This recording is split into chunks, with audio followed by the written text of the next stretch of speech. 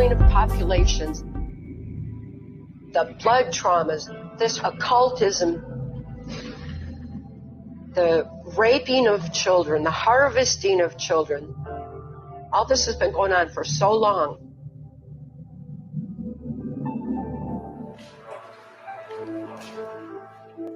George Bush was one of the biggest promoters of pedophilia that ever was. He put so many of our judges in positions where they had to comply with turning abused children back to the abusers, and also for beginning to have foster care systems and our mental health systems and everything else infiltrated with perpetuating MK Ultra, mind control.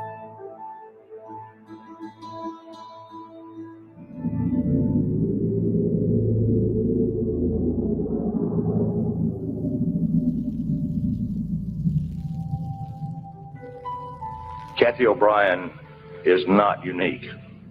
I wish she were, because if she were, it would mean that this problem went no further. In 1957, I was born into a multi-generational incest-based family. At that time, there's a criminal faction of our government that was interested in targeting children such as myself for mind control. My victimization rose proportionately until I was used on a White House Pentagon level during the Reagan-Bush administration. I was used as a sex slave and also delivered messages to and from these government leaders.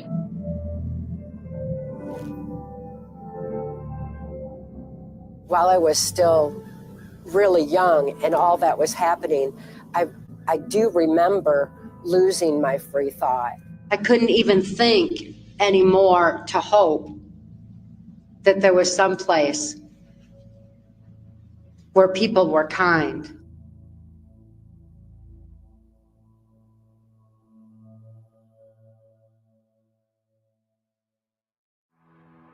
Secret mind control programs began in America in September of 1946 when President Harry Truman quietly authorized Project Paperclip, a U.S. government program that allowed the Department of Defense to recruit and hire high-ranking Nazi German doctors, scientists, and spies into the United States.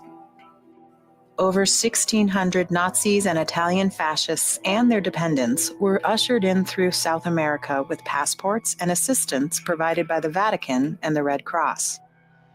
The purpose of this clandestine immigration was to infiltrate American governing jurisdictions, fortify secret societies, and establish new agencies with the ongoing agenda of the New World Order. And the CIA's first operation was called Operation Paperclip. And it was an operation to get all the bioweapons and nuclear and chemical scientists out of Germany and Japan, where they had an extensive bioweapons program. The Japanese had a horrendous program where they did live vivisections on 3,000 people. They killed them all during the operation, removing their infected organs while they were alive with no anesthesia. And these were horrible, horrible scientists. The CIA elevated them, brought them over to Fort Detrick, downloaded them, and made them the heads of hospital systems and pharmaceutical companies in Japan, and continued to work with them. And they brought all the German scientists over here. And then they did all these experiments unwittingly on the American public. They sprayed toxins in National Airport. They sprayed them in the Pentagon air conditioning system. They put poison water in NIH. They put light bulbs filled with bacteria that they broke on the grates and contaminated the New York City subway system. Some of those microbes still in the subway today. They did aerial dosing and from ships of about 60 million Americans. They dosed San Francisco, Los Angeles, New York, Virginia, Norfolk, Virginia. All of the seaside towns were dosed from the air, and a lot of the Midwestern cities were also dosed. all unwitting. They did 200 outdoor tests on Americans unwitting. Among the imports was Werner von Braun. Von Braun led the Army's rocket development team at Redstone Arsenal, resulting in the Redstone rocket, the first rocket developed to carry a nuclear warhead. Over the next 20 years, von Braun would go on to develop missiles, plan a manned spaceflight to Mars, and design a space station that would orbit the Earth. When NASA was established in 1958, Nazi Party member von Braun became the first director of the Marshall Space Flight Center in Huntsville, Alabama. Another prominent Nazi recruit for the U.S. was German General Reinhard Gehlen. Upon his arrival in Washington, D.C. in 1945, Gehlen met extensively with President Truman, General William Donovan, Director of Office of Strategic Services, and Allen Dulles. The objective was to reorganize American intelligence operations and transform it into the Central Intelligence Agency, the CIA, in 1947, which Dulles would become the director of. Reinhard Gehlen was also instrumental in creating the National Security Council, from which the National Security Act of 1947 was derived. This particular piece of legislation was implemented to protect and conceal an unconscionable number of illegal government activities, including secret mind control programs. As the U.S. government became saturated with the infiltration of Nazi intelligence, one of the more sadistic Nazi doctors, Dr. Joseph Mengele, was invited to extend his barbaric human research that he was permitted to practice in Nazi Germany. His experiments resumed in the United States in 1951 under Project Bluebird, which morphed into Project Artichoke and MK Naomi. These were the origins of what would become Project MK Ultra in 1953. The aim of these projects was outlined in a memo dated January 1952 that asks, "Can we get control of an individual to the point where he will do our bidding against his will and even against such fundamental laws of nature, such as self-preservation?" The data harvested from these experiments generated more experiments with the ultimate goal of controlling the entire planet by creating the New World Order. Program after program went on secretly, unbeknownst to the American public, utilizing hundreds of thousands of silent victims, most of them children. New details are coming out in a trove of declassified documents that the agency has kept secret for years. Thousands of government-sponsored experiments did take place at hospitals, universities, and military bases around our nation. In too many cases, informed consent was withheld. Americans were kept in the dark about the effects of what was being done to them. The deception extended beyond the test subjects themselves to encompass their families and the American people as a whole. For these experiments were kept secret, and they were shrouded not for a compelling reason of national security, but for the simple fear of embarrassment. And that was wrong. Under our watch, we will no longer hide the truth from our citizens. We will act as if all that we do will see the light of day. Under the protection of the National Security Act, the CIA would continue cloaking these programs while funding them with secret arms deals, drug operations, and human trafficking. Projects such as Operation Spellbinder, which was designed to create sleeper assassins and Manchurian candidates who would be activated when hearing a key word or a phrase. Operation Often, which attempted to harness the power of occult forces, ran concurrently to hide the reality of another insidious program. Project Monarch. So I know a lot about the CIA. I've gotten their manuals. I paid over $1,000 to get these manuals because they're training manuals from MK Ultra, and MK stands for mind control, MK Naomi, MK Dietrich. It all came out of Fort Detrick and NIH, and then 150 colleges around our country where they were funding these studies. And if you look at what they do in these simulations, they're using all of these techniques that they developed in colleges, in college laboratories, social scientists and other scientists, medical scientists for years who were studying how do you control individual behavior, but also mass behavior? How do you induce mass psychosis? How do you create Manchurian candidates? How do you do all these? They had all these colleges studying these, and how do you impose centralized foreign control on indigenous populations? By coming into a country, by using propaganda, by using fear, by sowing chaos, by destroying relationships, destroying faith in institutions, driving people apart and creating chaos so they will invite in an authority who will give them peace and safety. And all of these mind control techniques are designed to accelerate that process. My father had a 6th grade education, had earned his living as a worm digger. We were very, very dirt poor. But when he sold me into the project, he eventually went on to become a multimillionaire with government contracts. So already we're seeing how this was a structured system within a corrupt faction of our government that not only was targeting children like myself, but sanctioning the abuse through the court system, granting my father immunity from prosecution.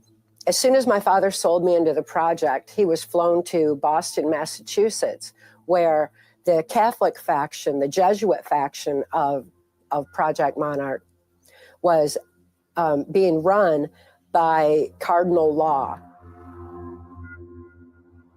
My father was trained by Cardinal Law on how to raise me in the project. This included human trafficking. It wasn't called human trafficking back then. It was just being prostituted out to all the local politicians, the policemen, all the pedophile priests that were involved in my area, and those who were part of my grandfather's Blue Masonic Lodge. The Blue Masonic Lodge is where all the politicians came together and were actively part of making the plans for MKUltra mind control. They wanted me exposed to more trauma, especially occult trauma. It was through the slaughter of animals in any kind of occult ritual. And I experienced some horrific occult abuses through who would become my first handler in MKUltra, Wayne Cox. He was an occult serial killer. Wayne Cox was actually working as an assassin for CIA drug operations, for mercenary operations that were going on. I was exposed to the governor of Michigan, George Romney, and I was taken to Mackinac Island, Michigan, to meet with him, to be prostituted to various government leaders, including Canadian Prime Minister at the time, Pierre Trudeau. I was also exposed to who would become my owner in MKUltra, U.S. Senator Robert C. Byrd. Byrd was up there discussing various ways that they could expand mind control into the population. And he and George Romney discussed the ways that they could put it into the education system. We must emphasize adult education, work toward a metropolitan school system where every youngster in the metropolitan area will have equal educational opportunity and equal financial support for his schooling. Senator Byrd, as head of appropriations, has set it up where the states became dependent upon the federal government for funding for the education system. They had a plan for manipulating the minds of the children through altering their knowledge base. Through this comprehensive understanding of mind control, scientists recognize the importance of affecting cognitive development at a young age. This set into motion the infiltration of our educational systems, controlling not only what to think, but how to think. From programs like America 2000 to No Child Left Behind to Common Core. We will end what has become a race to the bottom in our schools and instead spur a race to the top. The process of thinking critically has been eliminated. Standardized bubble testing has replaced analysis. Memorization has replaced inquiry and the process of learning. Information control is a form of mind control, which is why they were so interested in taking over the education system and why they were interested in taking over the media. The CIA was very much involved in taking over the media with the Operation Mockingbird. Do you have any people paid by the CIA who are working for television networks? This, I think, gets into the kind of getting into the details, Mr. Chairman, that I'd like to get into in executive session. I think it was entirely in order for our correspondents at that time to make use of CIA agent chiefs of station and other members of the executive staff of CIA as sources of information which were useful in their assessments of world conditions. Would you say that continues today? Well, I would think probably for a reporter it would continue today, but because of all of the revelations of the period of the 1970s, it seems to me that a reporter's got to be much more circumspect in doing it now, or he runs the risk of at least being looked at with considerable disfavor by the public. I think you've got to be much more careful about it. Conditioning the minds of individuals through repeated disinformation was the intention behind CIA's Operation Mockingbird. I think it's more insidious today because of the technologies of control. Back then, back then you had really terrible people running the agency, like Alan Dulles and James Jesus Angleton, Frank Wisner, people who were genuinely murderous and felt like there was no, controls on their behavior. And they started Operation Mockingbird at that point, which was an operation to compromise American journalists. So they had about 400 journalists that we know of. Carl Bernstein wrote an article about Mockingbird around 1975 or 76 in Rolling Stone. And at that point, I think there were some 400 editors, journalists, from all the largest publications. The New York Times had been compromised. The Washington Post was basically. What do you mean by compromised for people who? Well, they were functioning. The high-level people at those journals were working for the agency or had signed secrecy agreements with those agencies, with the CIA, and at CBS, ABC, NBC, high-level journalists. So today, today that's going on. After 75, when it all came out, during the Church Committee hearings, the CIA promised that it would no longer compromise American journalists. It continued the program to compromise journalists all over the world. And today, the CIA is the biggest funder of journalism in the world. And how about present day? They fund it through USAID. But in 2016, Obama, there's a provision in the CIA charter that says that the CIA cannot propagandize the American people.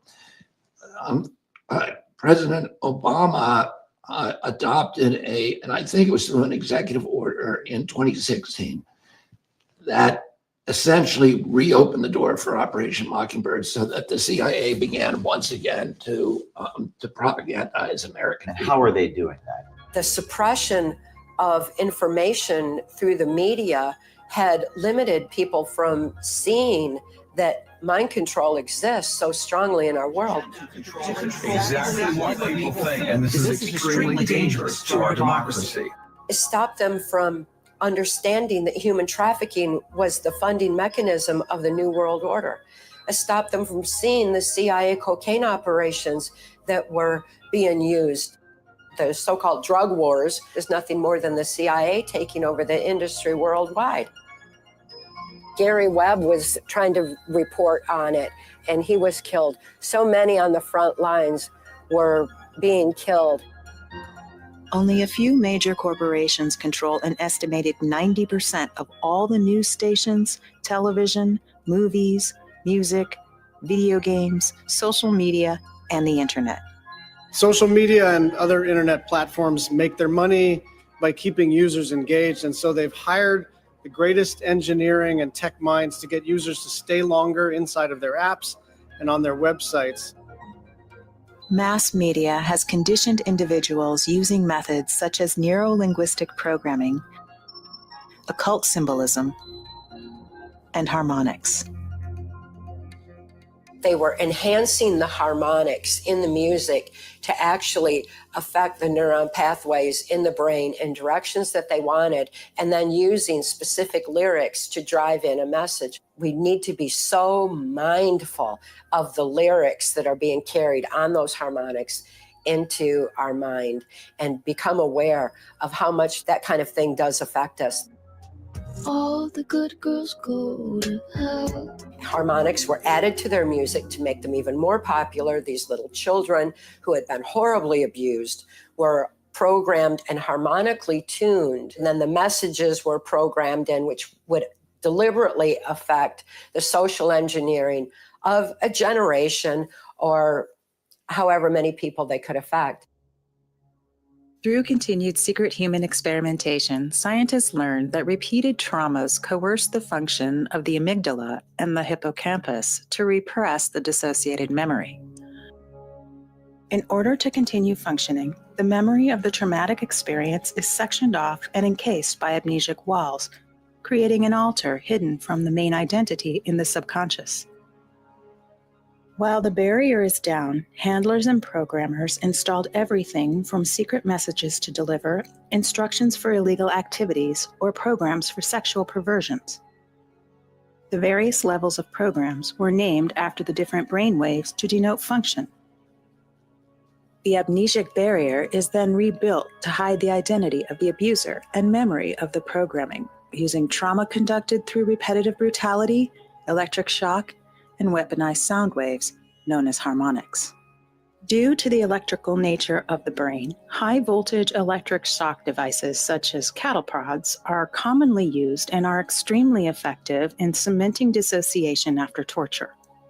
By developing the experiments, it was discovered that the effects that harmonics have on the RNA covering of neuropathways is highly effective in creating undetected mind control. Through trial and error, at the expense of unknowing human subjects, success was finally achieved. The experiments proved that certain inaudible sound waves will electronically encode messages into victims, making direct physical abuse no longer necessary for mind control programming. Since the inception of these experiments, what was learned has been implemented through the use of sophisticated equipment. The advancements made have offered the ability to track states of consciousness and alter it electronically and remotely, allowing for silent mind control to take place on a mass scale and go completely undetected. I know that there are harmonic tuning places involved in NASA and at DARPA. The different places that were involved in MKUltra, one was Disney, and I was taken to Disney World in Florida. They have a very sophisticated setup in the underground or the underworld of Disney World where mind control programming occurs. Walt Disney's stories were intentionally crafted using his thorough understanding of occultism as he climbed the ranks of masonry and made connections which laid the foundations of the Disney empire. Through relations to CIA operatives Paul Helliwell and Wild Bill Donovan, Disney was able to secure land in Florida for a fraction of the valued price. Disneyland opened during the same year that Project Paperclip scientist Werner von Braun worked as a technical director on Disney TV shows about space. Von Braun later became an expert on Walt Disney's Tomorrowland, an area of the park showcasing impressive futuristic structures. Located underneath the surface are tunnels or utility corridors, which can be accessed through certain unmarked doors located in various shops, restaurants, and attractions. It is in these utility corridors where child pornography, child trafficking, and mind control programming are allegedly taking place. Transcripts document the close relationship between Walt Disney and FBI Director Edgar Hoover, as they correspond about how to bring the FBI's influence into children's TV shows such as the Mickey Mouse Club. These child stars, as well as the children viewing these programs, have been groomed and desensitized by sexual behavior. The correlation between Disney child stars and drug addiction, crime, mental breakdowns, and dissociative behavior are merely products of the victimization they endured while being subject to Hollywood's elite producers and handlers. An extremely traumatizing MK Ultra mind control experience that I've had was the most dangerous game of human hunting. No matter what the weather, you know, I didn't have any clothes and was turned loose in a woods and then literally hunted by men with guns, and never knowing whether or not I would actually be shot. They use hunting dogs to track, which was really, really traumatic. And of course, it was kind of designed to where there's no place to run, no place to hide, because there was no way to get away from them. And it was at one of those human hunting places that I saw George Bush Jr. hunted just as I was. And his own father and Dick Cheney were a part of extreme trauma base for him, because they were creating a Manchurian candidate who would become president. Go on. So the boys say in the girl made us stop eating it. It was absolutely horrible that anybody was being hunted. And I've always had extreme compassion for George Bush Jr. It was an effort to be able to keep all the power in the Bush-Clinton dynasties. People think, well, you run against each other, you're enemies. Political enemies. Oh, we were friends before he beat me, before we ran against each other, and we've been friends afterward. You were both in Skull and Bones of the secret society. It's so secret we can't talk about it. My primary mind control programmer was Lieutenant Colonel Michael Aquino. He was the founder of the occult temple of Set that proliferated on our military bases, and where occultism was used for mind control on and by our military. The Army has known of my religion for the last 20 years. There has never been a problem with it.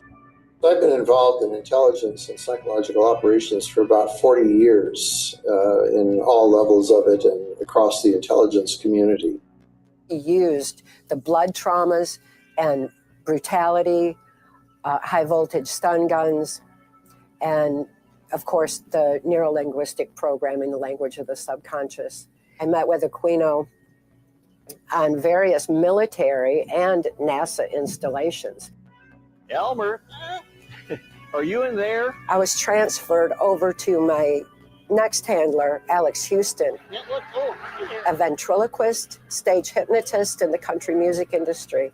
And at that time, the country music industry was being completely taken over by the CIA for distribution of their cocaine throughout the United States.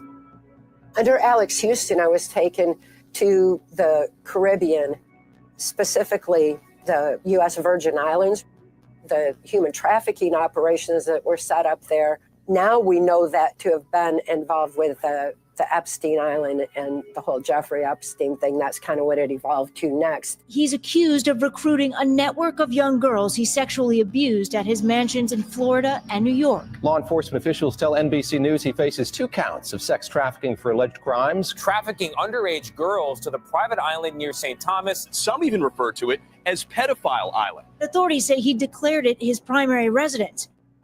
Sleazy Wall Street tycoon Jeffrey Epstein used the Lolita Express to ferry a bevy of beautiful young women. Among the passengers, former President Bill Clinton and Britain's Prince Andrew. Newly obtained documents show Clinton actually took at least 26 flights on Epstein's private jet. According to NBC News, Jeffrey Epstein has died by suicide in his jail cell. It was my experience that Bill Clinton is bisexual, leaning far more towards the homosexual end. All I've ever seen him involved in was the homosexual activity, with very limited experience with him myself. whereas my experience was much more prevalent with Hillary Clinton, because Hillary is also bisexual, leaning more towards a homosexual end, and it was she who accessed my sex programming to fulfill her perversions. Bill Clinton was being groomed to slip into the office of president because he would do and say what needed to be done. Therefore, it was decided in 1984 that I heard him and George Bush talking at Swiss Villa Amphitheater in Lampe, Missouri, that when people became disillusioned with Republicans leading them into the New World Order, then Bill Clinton as a Democrat would be put into place.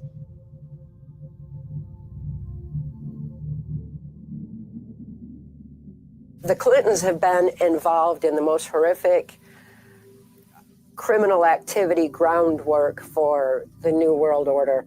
And at that time, the first thing they were implementing was NAFTA, the human trafficking that was being done over the border, the drug trafficking being used over the border.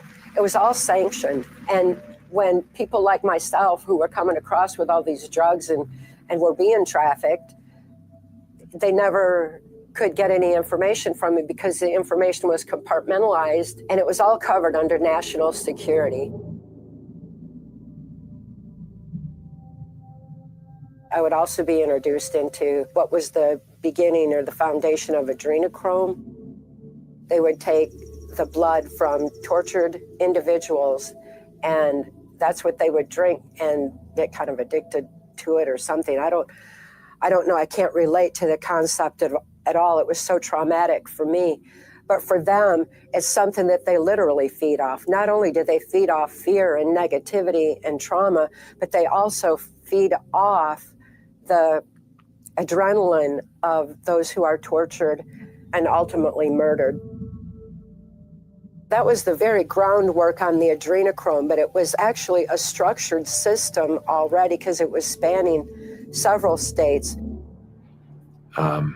I was willing to come forward and speak truthfully on things like adrenochrome, organ harvesting, and was severely reprimanded by much of the media.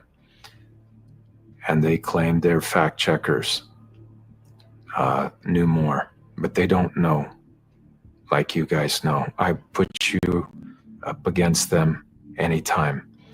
On those adrenochrome operations, another aspect of it that they used was aborted babies. So I was ritually impregnated and aborted numerous times.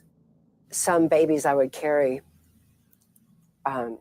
longer, and it was just extremely horrific knowing how aborted babies are used in that horrific manner from my own experience. I finally was able to give birth to my daughter, Kelly. And I couldn't protect her from the abuse that she endured any more than I could protect myself. I didn't even have an ability to have a survival instinct anymore. I had been so horrifically traumatized for so long. Of all the things that I ever endured, there's never been anything more traumatic to me than knowing that my own child was abused.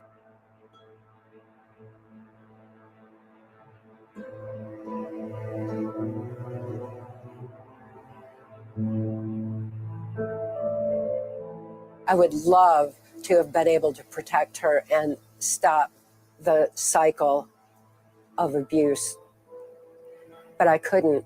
And because I couldn't, that became probably the biggest means of control over me that there could possibly be. And that same control mechanism I found out in later years through Kelly, she always thought that she was protecting me by taking the abuse. And I always thought I was protecting her. When we realized that with each other, it was just such an overwhelmingly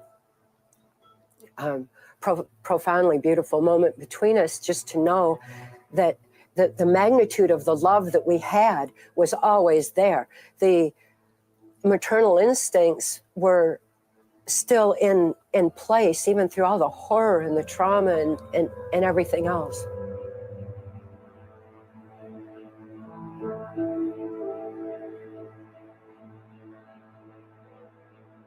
Kelly was born into a higher level of MK Ultra than I was. Hers wasn't just all trauma. They also used harmonics on her literally from birth. The harmonics, they vibrate the neuron pathways of the brain. So rather than having the brain automatically compartmentalize a trauma and shut down those neuron pathways, they would just use harmonics to vibrate those compartmentalizations into place, and they could use that same harmonic to open it for carrying out different operations. Even at 2 years old, she was in the White House just standing like a little robot. She was sent over to Bush while I was with Reagan, and that was just the way things were routinely done. George Bush was one of the biggest promoters of pedophilia that ever was. He put so many of our judges in positions where they had to comply with turning abused children back to the abusers, and also for beginning to have foster care systems and our mental health systems and everything else infiltrated with perpetuating MK Ultra mind control.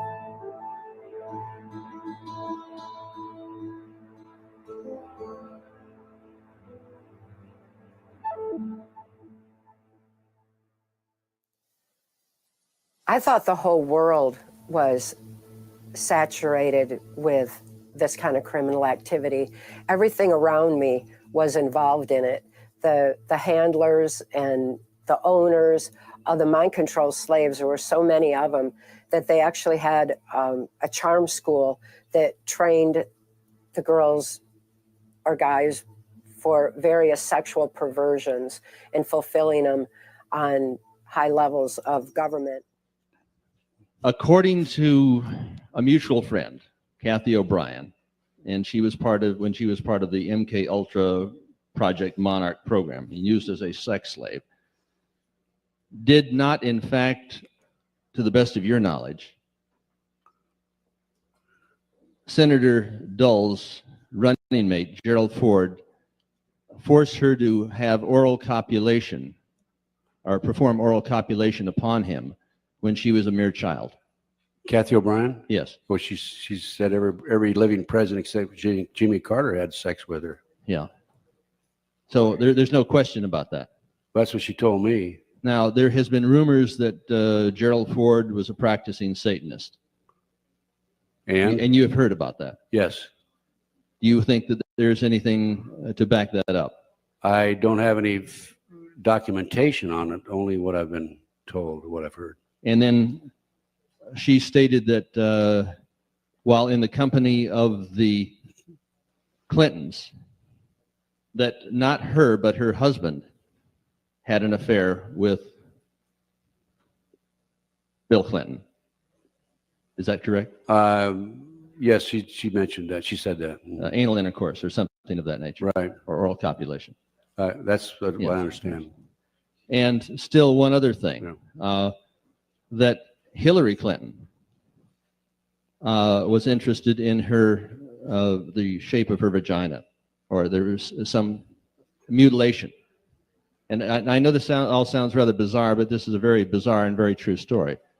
And that Hillary Clinton wanted to take her on and did. Is that correct? That's what she says. And by the way, I have the book here. To my knowledge, I've been told there are 5 presidential models. That's what they call them. These are very pretty, attractive ladies who are from birth trained to be sex slaves to presidents and top dignitaries in the government. And there are 5 of them living today. I have personally met with 2 of them. And they would testify to having affairs with the first lady, would probably like to be the first man. Of course, Cathy will. The other one is in hiding. Mm-hmm. And the other 3, I've not talked to them. I think maybe someday I will. I'm not Do you sure. fear if this story is not revealed that Cathy's life might not be a long one? That's right. And the women the 3 ladies who are in hiding, fear for their life. They've not come forward, and I don't know that they ever will. The other lady who's given me a statement, video, and also a signed statement is she's not advertising, but you know, I've talked to her. Did Cathy not in fact state that her 4-year-old child was first molested by a pedophile president named George Bush? That's right. Okay. Thank you. We were also used for blackmailing purposes with these kind of extreme perversions. They were like strategically hidden cameras in the ceilings and in the walls that would film the perverse acts, and then the politicians or whomever, the various world leaders, were then blackmailed into compliance with the New World Order through all these videotapes. One place where they had a lot of cameras and perversions set up just specifically for this was Bohemian Grove.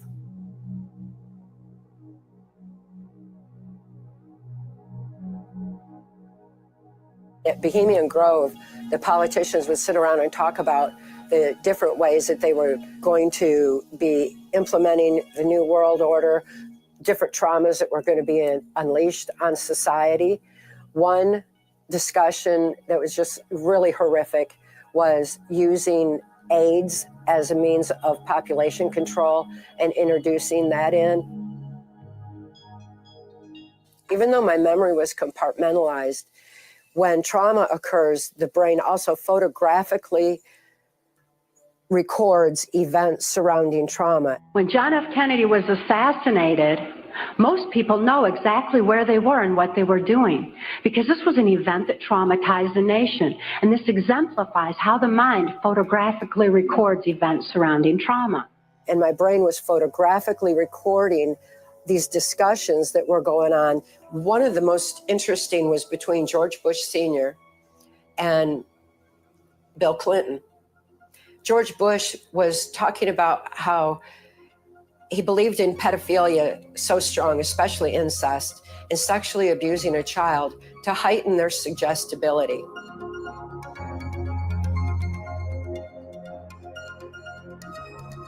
Down here is a button. Now, does anybody in this room know how to twerk? Drag queen story time's been happening all across the nation. Let's turn around and shake your butt. Shake them, shake them, shake them, shake them, shake them. It's meant to inspire diversity and inclusion.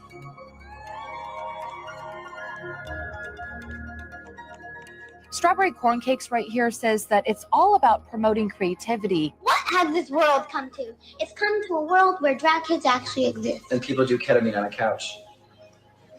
I'm gonna find out who's lactating today. He was very much for that aspect of things, whereas Bill Clinton was discussing how he believed in the genetic cloning aspect of things and genetic manipulation, how important it was for us to be able to catch up with artificial intelligence by stopping human procreation and creating a generation of genderless children. Come to think of it, well, is Alex a boy or a girl? Actually, Alex doesn't define themselves as boy or girl. What else is there? Back in your day, most people understood the world in terms of just boys and girls. But now, we know gender is more complex than that. If you feel you want more time to explore how you feel about your gender before your body starts to change, it's important to talk with a parent, counselor, therapist, or doctor about the feelings you have regarding your gender. After some discussion and counseling, you may be referred to an endocrinologist. Endocrinologists specialize in hormones, and they are the most likely to prescribe puberty blockers for someone who wants them. Puberty blockers are medications that will stop your body from changing. They are usually given as an injection or an implant. We've gotten to a point where our children are being taught in school that they're neither male nor female, regardless of their physical apparatus. We had male, female issues at one point that now have so many other divisive aspects added into it. It's just dividing people more and more and more.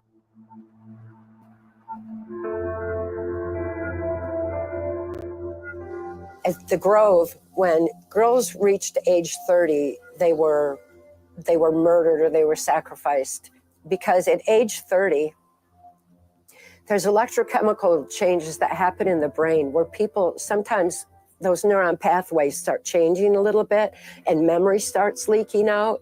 We'll see where people who have been programmed specifically that are high profile, like maybe in the entertainment industries,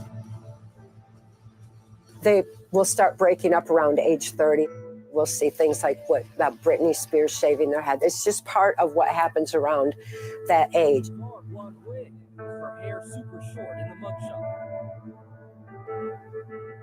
So many government secrets and personal reputations were staked on the belief that I could never think to bring to mind, to tell their secrets, that I would never be deprogrammed to remember the things I've been programmed to forget.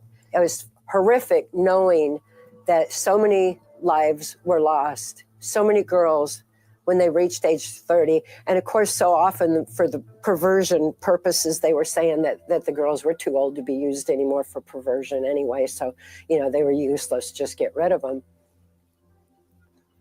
And I was definitely going to be killed there as well.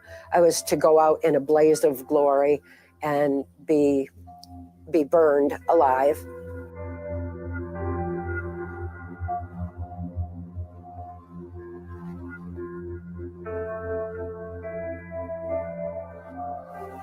And I know that was the plan because it was told to President de la Madrid of Mexico, who was so much a part of the foundation of NAFTA. He was being reassured and told that I would be killed and that the secrets would go with me.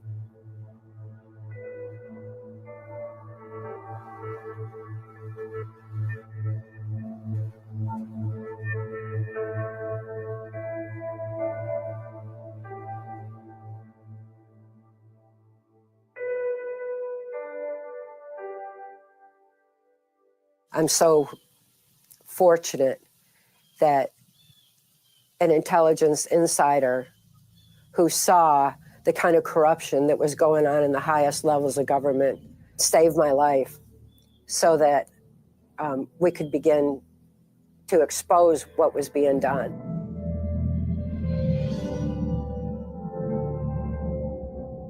Mark Phillips was so outraged by what he saw, he decided to take action. When he rescued me out of that situation, I had no memory whatsoever. I had no conscious thought of my own. I only knew to do exactly what I'd been programmed to do.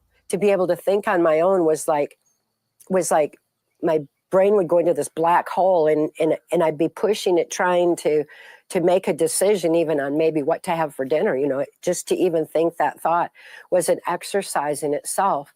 Because of what he knew in mind sciences, what he knew about when spies were tortured and traumatized, how they could come back from that, and how they could heal. He knew all the methods that the government had for helping them, and took that information and just handed me the keys to my own mind.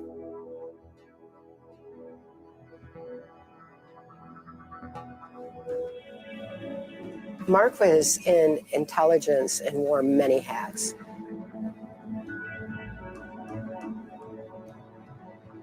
He was considered a spook, you know, more than just any particular agent. He worked for all different agencies in whatever capacity was needed, which included Secret Service and being in the White House. He was interested in how to help the mind and how to heal the brain.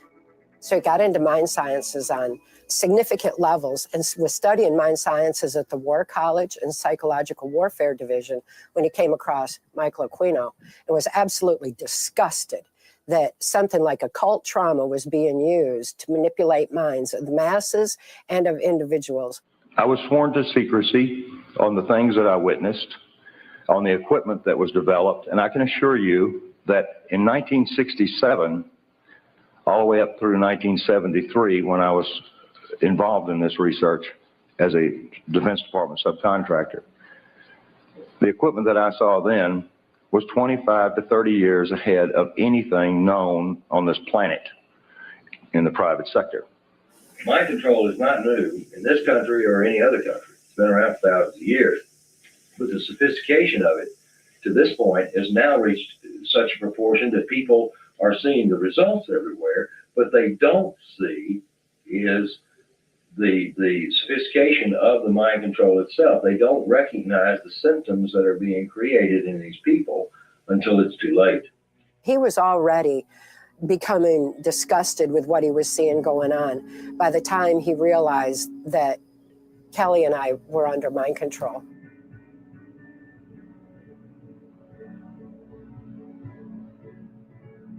While we were in Alaska and Kelly was safe, she started beginning to have memory flashes, and she went into respiratory failure. So we took her to Humana Hospital, and the diagnosis there, they could not find any biological reason for her respiratory failure. So they brought in a psychiatrist. The psychiatrist was state appointed. The psychiatrist had seen many mind control cases because of the Air Force Base up there and because of, espionage being launched out of Anchorage in that area for years. Information on mind control had been suppressed for so long. Mental health had no clue what it entailed. Mind control has advanced to the point where they know the ins and outs of the brain and the mind so well that they know how to program not only the subconscious, but to go into the primitive mind, the very area of our mind where blinking, breathing, and circulatory, heartbeat, all that is regulated. And they could go in there and put death programs in place. In my daughter's case, it was respiratory failure, so that in the event that she ever had cause to remember, which they never expected could happen, they would just simply go into respiratory failure, circulatory failure, and no information would be released at all. There was no chance of the information getting out that way. Since my daughter was being raised was genetically and mind control being brought up to be in espionage, she had that program in place and it went into effect. And it put her in a hospital where she was held a political prisoner. When I was finally allowed visitation with her, I was not allowed to discuss anything with her that could be helpful to her. I wouldn't tell her what her past was because I already knew at that point that a person needs to heal from the inside out, not from outside input. There's no way I was gonna ever do that in a way that would hinder her own healing process. I wanted to nurture it and help the therapist nurture it, but instead they just completely shut me out and told me I was crazy. And then turning to law enforcement, the FBI came in on my daughter's case and testified that there's no such thing as mind control. The violations of laws and rights that proliferated in her so-called legal case were extensive. We had one clean district attorney that went in and told the judge that he was violating constitutional rights and human rights in my daughter's case. He said, Your Honor, you're violating every law that I know of. And the judge said in open court, laws do not apply in this case for reasons of national security.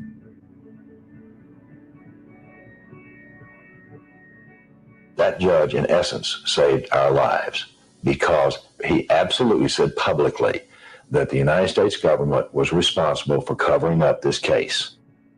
As soon as he said it, the records were sealed, and the office of the district attorney with those records were burned.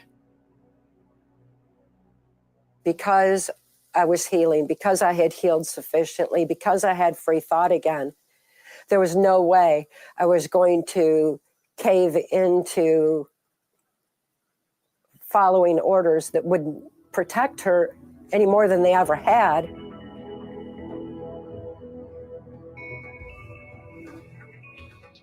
Instead, I had love as my motivation to heal. That added to the safety in my brain, that added to the firing of the neuron pathways, it added to the memories starting to surface. And as quick as they were surfacing, I began writing them out. I took those memories that she had recovered and the details, the maps, everything that she handed me, and I turned it over to people that I knew within federal law enforcement, not FBI, federal law enforcement, and I'll tell you, one of them was Customs, and they in turn provided me with enough substantiation and proofs that I could prosecute. The U.S. Customs was absolutely amazing right from the start. They were right there to investigate what I had written out, what I was saying about the drug operations out of the Caribbean, what I was saying about the human trafficking. They had at the head of the agency, William Von Raab. It is Customs' job to stop illegal drugs at the U.S. border. Von Raab thinks the U.S. is losing the war against drugs because from where he sits, the government isn't fighting to win.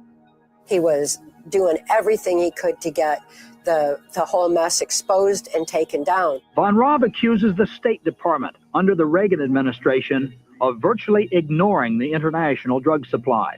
Every time Von Raab would turn in information, especially as pertained to me, national security went on it and it went nowhere. During those years, William Von Raab became so frustrated, he just totally resigned. I often felt that it was sort of the Mexican government and the U.S. government against me in the war on drugs. In spite of his resignation, the agency itself remained clean and continued to investigate everything that I was remembering as fast as I was writing it out.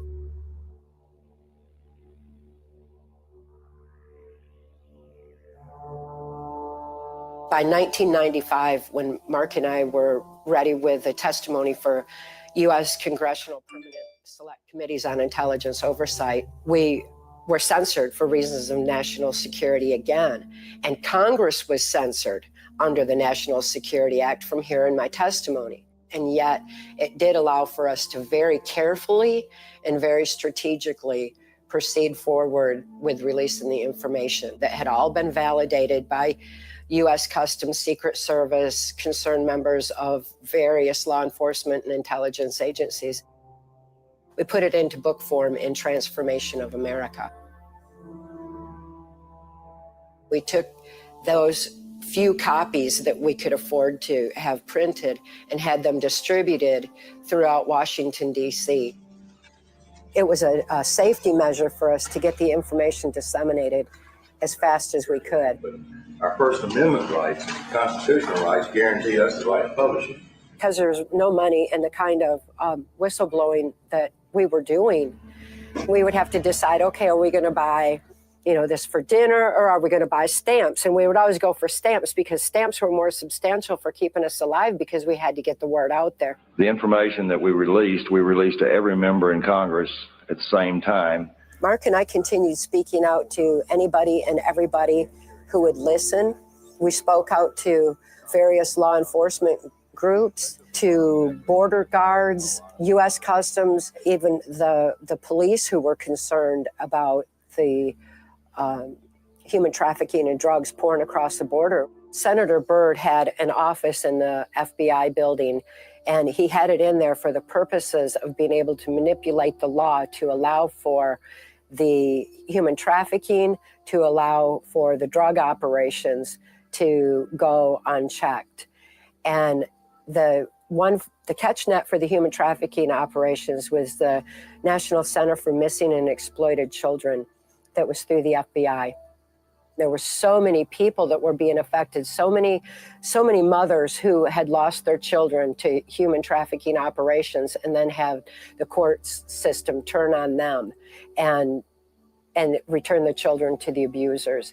We spoke out to mental health groups that were really wanting some answers because they found that what they were doing to treat ritually abused children and children who had been mind controlled wasn't working. They needed more tools. So we were able to hand them those tools. And because I had healed to the extent that I had, the mental health community was very much interested in that.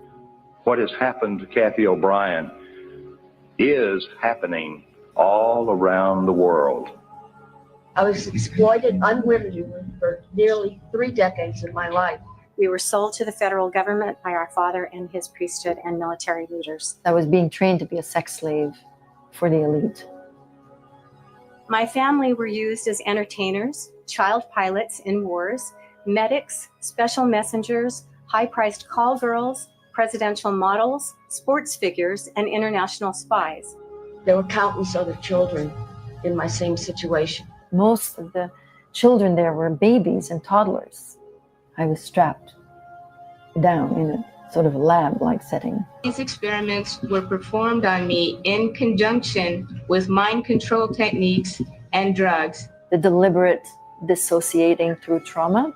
Dissociation also serves the purposes of the occult because the children have no day-to-day memories of the atrocities. Although the process of recalling these atrocities is not an easy one, nor is it without some danger to myself and my family, I feel the risk is worth taking. Since sharing it, I've lost a 20-year singing career, lots of money, my health, and my home. All these atrocities did occur to me and to countless other children, and all under the guise of defending our country. These psychopaths at the top believe they'll create a satanic order that will rule the world. At a high level of the U.S. government, there was support of this kind of thing with Operation Bluebird, Paperclip, Mockingbird, and of course, MK Ultra, still going on today.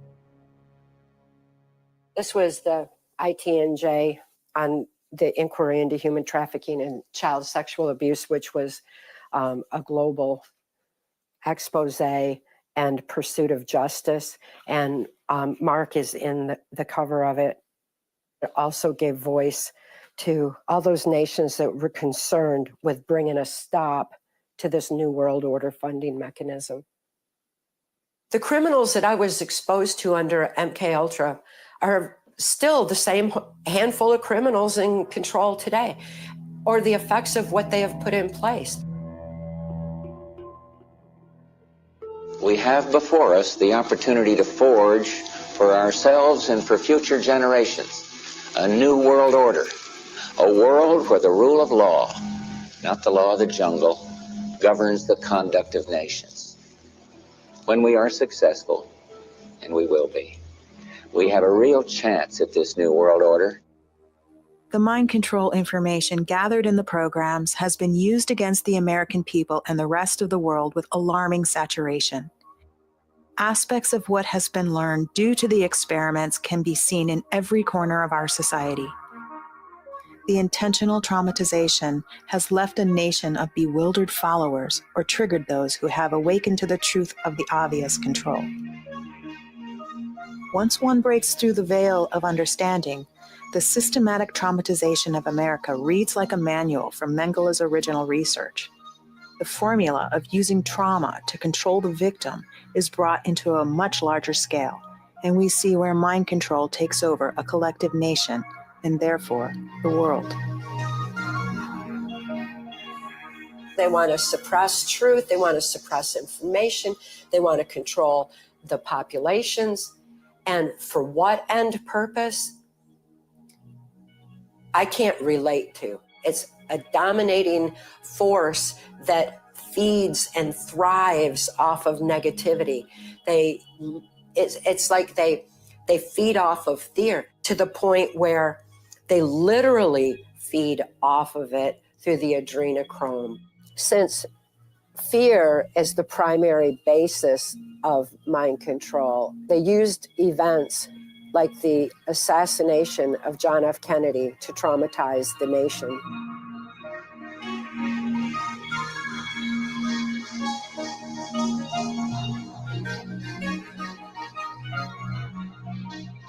Just a moment, we have a bulletin coming in. It's official now, the president is dead.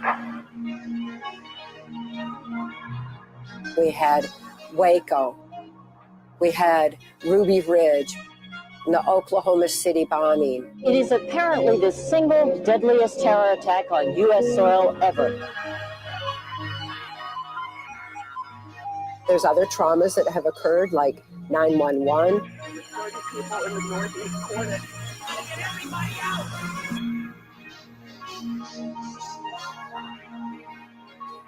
The mind control of the American people has seeped into the foundations of nearly every organized system. From the disintegration of the family unit, to genetically modified foods, fluoridated water, poisonous additives, heavy metal toxicity, vaccinations, weather manipulations, bioweapons, EMFs, pharmaceuticals. Our bodies and minds have been hacked.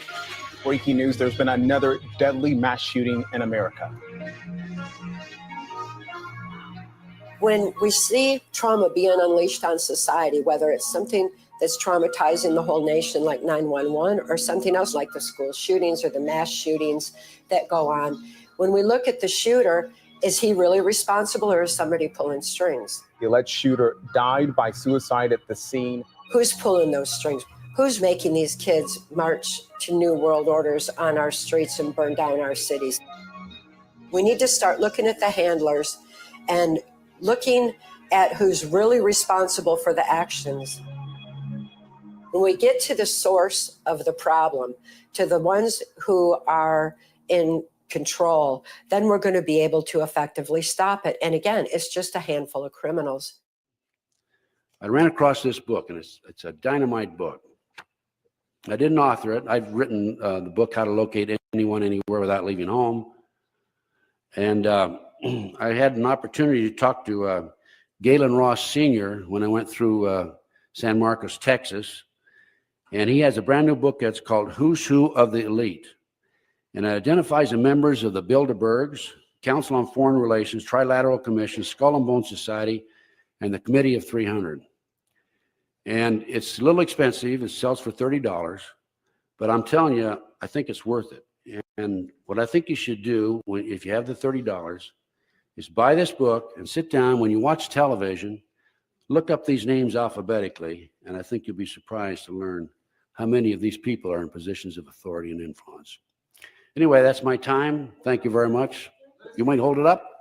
Yeah. This is available, by the way, through our office. We also have a number of other books that are available: Corruption, Satanic Cult Drug Network, The Mystery of the Carefully Crafted Hoax, How to Locate Anyone Anywhere Without Leaving Home. Patty helped type on that, I think, Patty, didn't you? And that's, by the way, it's great to see some of my old friends out here. Thank you very much for coming. Is that it? Thanks a lot. Who and what is the Committee of 300? Well, I've dealt with that. I've told you this is a supranational body that knows no boundaries, respects the laws of no countries. The first time that they were publicly announced was by a German socialist by the name of Walter Rathenau. I'll give you some background of Walter Rathenau. He was the financial advisor to the Kaiser of Germany, and he was also the financial advisor to the Rothschilds, the French family Rothschild. So he must have known what he's talking about. He made an astonishing statement in 1934. He said, there is a committee of 300 men that rule the world. They are known only to each other, and nothing happens without their consent.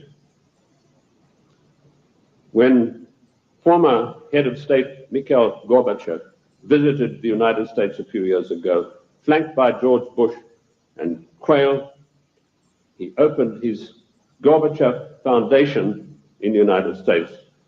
And he let slip, he said, this is being done with approval of the Committee of 300. CNN cameras were on him. They immediately switched. Now, I wrote to CNN and I said, could I have a transcript of this program, which they said was available. I never got a reply.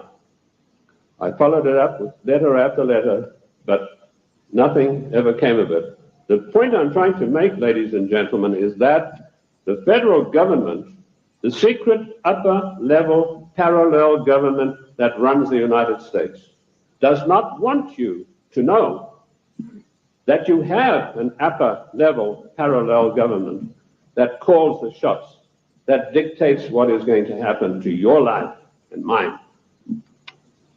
So that's how I found out about the Committee of 300. The next question is, what are their goals? Their goals are a one world government, latterly called the New World Order. The whole founding of this New World Order is based on drugs, human slavery, and human trafficking. During the Trump administration, it became more known on a national scale because he was constantly shining a spotlight on it. Solving the human trafficking epidemic, which is what it is a priority for my administration. Even conservative estimates conclude that some 20 million people around the world, including right here in the United States, are trapped in human trafficking situations. I've signed 9 pieces of bipartisan legislation aimed specifically at combating human trafficking domestically and around the globe. Uptick in human trafficking, prostitution, often forced, involving children. It's not just child slavery or child sex abuse. It's also child torture, because you have adrenalized blood. You have the whole blood drinking ceremony of the satanic world. It's also the use of children for harvesting body organs. And then you have ritual ceremonies and ritual murder, as well as incidental murder.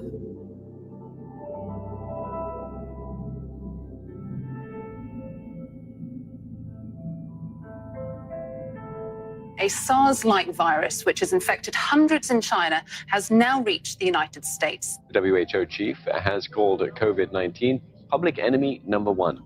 It's confirmed the coronavirus outbreak is now a pandemic. A unique opportunity to reset our global agenda. 300 military personnel will be brought in to assist.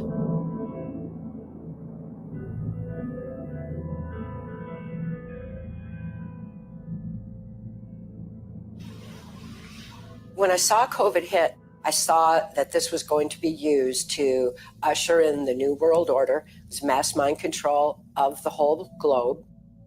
Starting today, you're going to be seeing a bigger push to educate the public about COVID vaccines. That's because the Ad Council is launching an initiative. It's called It's Up to You. This vaccine means hope. It will protect you and those you love from this dangerous and deadly disease. They tap directly into people's fear of death. We begin the hour with a horrifying statistic. Fear. Fear really drives numbers. Fear is the thing that keeps you tuned in. If it bleeds, it leads. Yeah. If it bleeds, it leads. Yep. I like that. What more is there to wait for? Don't wait. Vaccinate. Over the weekend, Big Bird once again rolled up the feathers to get a COVID-19 vaccine. What more do you need to see? A new incentive to get kids vaccinated in New York. The city now offering kids 12 and up limited edition Avengers comic books if they get vaccinated. We're working with major businesses like grocery stores to provide special deals. Thank you. You're welcome. Congratulations. Bring them in to get vaccinated, but when they're in, they'll get discounts to purchase goods in that store. The Winston-Salem-based chain will be giving away 2 donuts to each vaccinated customer tomorrow. All right, I just got my vaccine, and I will recommend it to anyone and everyone. This is not about freedom or personal choice. No, screw your freedom. For some people, having celebrities who are familiar faces speaking up and saying that they are taking the vaccine, it didn't hurt, will be convincing. A strategy that is not without precedent. Newspapers around the country printed this photo of the king receiving the polio vaccine backstage at the Ed Sullivan Show in 1956. The percentage of teenagers that actually got the polio vaccination after this promotion went from 0.6% to almost 80% in 6 months. So please, if you haven't gotten vaccinated, do it now. Do it now. The better we're going to be able to help stop the spread of COVID and keep everyone healthy. So roll up your sleeve and do your part. This is our shot. Now it's up to you. I hope people listen to all the experts and the Dr. Fauci's on, talking about the need to wear masks. Right now, people should not be walking. There's no reason to be walking around with a mask. Wearing a mask might make people feel a little bit better, and it might even block a droplet, but it's not providing the perfect protection that people think that it is. Then you want it to fit better, is put a cloth mask over. If in fact you are vaccinated, fully vaccinated, you are protected, and you do not need to wear a mask outdoors or indoors. Even if you are vaccinated, you need to wear a mask in indoor public settings. One component of MK Ultra Project Monarch mind control was wearing a mask. Kelly, when she was being trafficked, she wore a mask. It completely depersonalizes, it separates a person from from others, because you cannot see the micro muscle movements. You can't see what the expression is on a face. So it alienates people from each other. Ongoing study of child neurodevelopment finds that children born during this pandemic are now showing lower cognitive skill signs. By putting that mask on, the brain is lacking oxygen and not being able to critically analyze and think as clear as it needs to realize and recognize the properties of mind control that are going on around them. Michael Jackson was in Project Monarch. He grew up in the same project I did, and he had to wear a mask. He wore a mask too, so that he would keep his voice silenced if he wasn't singing, so that he wouldn't be speaking out and revealing what abuses he had endured as a child, what abuses he was enduring in the music industry. We can still wake up from that, arm ourselves with truth, take off our masks and allow enough oxygen to our brains for critical thinking, and be able to use our voice again, speak out and make ourselves heard, take a stand against the injustices and the criminal activity that's proliferating, because the New World Order is rooted in the most horrible crimes against humanity.